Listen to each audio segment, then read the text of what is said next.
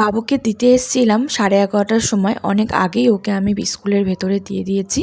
আর হঠাৎ করে ওর বাবা ফোন করলো যে খুব তাড়াতাড়ি স্কুল ছুটি হয়ে গেছে, ওই জন্য তুমি একটু স্টেশনে এসো। আর ওর স্কুলটা হচ্ছে সোনারপুর স্টেশনের একদম কাছে বললেই চলে। তো আমি চলে এসেছি, বললো কি খাবে চলো। আমি বললাম চলো, এখন তো গরম দুপুরবেলা, তো এখন বাজে তোমার 2:10 বাজে। তো বললাম চলো তার লস্যি খাওয়া যায়, এখন তো আর চাটা ভালো লাগে না।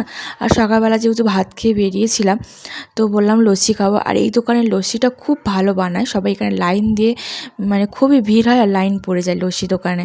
আর খুবই টেস্টি লস্যিটা। উপরে একটা তোমার মোটা একটা মানে দইয়ের লেয়ার দিয়ে দেয়, খুব ভালো লাগে খেতে। যেহেতু ওর বাবা ওকে আনতে আসে না, আর ওর বাবাকে দেখলে অনেক হ্যাপি হয়ে যায়। আর ও বাবা বললো তুমি ওকে বলবে না যে আমি এসেছি, আর আমি ওকে সারপ্রাইজ দেবো। আর কিছু কেনাকাটা আছে, ওই জন্য এরপর আমরা কিছু কেনাকাটা করতে যাব। আর এদিক ওদিক ঘুরতে ঘুরতে ততক্ষণে স্কুল ছুটি হয়ে যাবে। ওর স্কুল ছুটি হয় 3:30। আর ততক্ষণে আমরা ফিরে আসবো। আর এই লস্যি দোকানের পাশে একটা ফুল দোকান, এই মানে যখন আমার বিয়ে বাড়ি বা কোনো অনুষ্ঠান বাড়ি পড়ে, তখন কিন্তু এখান থেকে আমরা ফুল নিয়ে যাই। দেখো কত সুন্দর।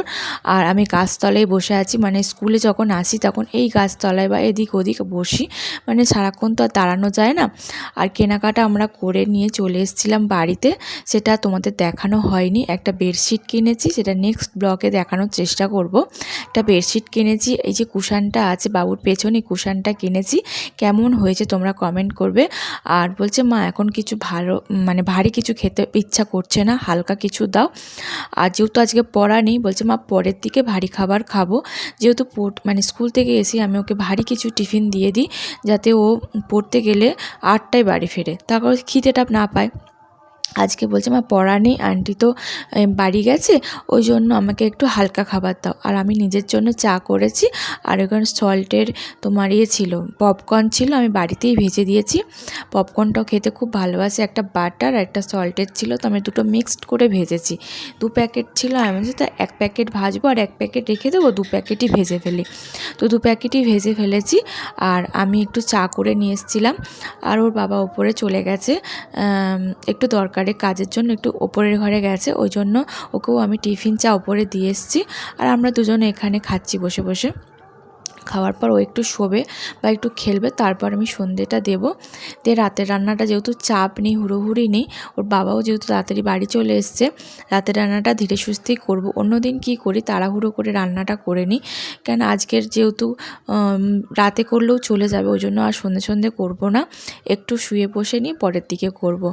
কেন প্রতিদিন হুড়োহুড়ি করে রান্না করতে একদমই ভালো লাগে না। চলো আমি চাটা খেয়ে নিই আর বাবুকে পপকর্ন খেয়ে নিই, এরপরে কী টিফিন বানাবো ভাবি। ও যদি বলে মা চাউমিন করবে, তাহলে চাউমিন করে দেবো। আর বলছে মা চলো বিকালবেলা একটু ওপর থেকে খেলে আসি।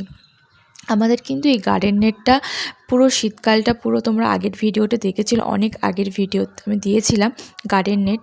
এই যে লঙ্কা চারাগুলো বসানো হয়েছিল তোমাদের আগের ভিডিওতে দেখিয়েছিলাম, প্রত্যেকটা চারাতে কিন্তু প্রচুর লঙ্কা এসছে। দেখো এই ছোট্ট গাছ কতগুলো লঙ্কা এসছে, আর একটা গাছ তাতেও কিন্তু প্রচুর লঙ্কা এসছে। আর এই গার্ডেন নেটের ভিডিও আমি করেছিলাম, খুব ভালো রেসপন্স পেয়েছিলাম। আর চেষ্টা করব আবার এই গার্ডেন নেটের ভিডিও করা। আগের বারই ভিডিও দিয়েছিলাম। আর গার্ডেন নেটটা পুরোপুরি সুন্দরভাবে গুছিয়ে রাখা হয়েছিল পুরো বর্ষাকাল। আর বর্ষাকালের দরকার হয় না, কেননা বৃষ্টিতে গার্ডেন নেটটা নষ্ট হয়ে যায়।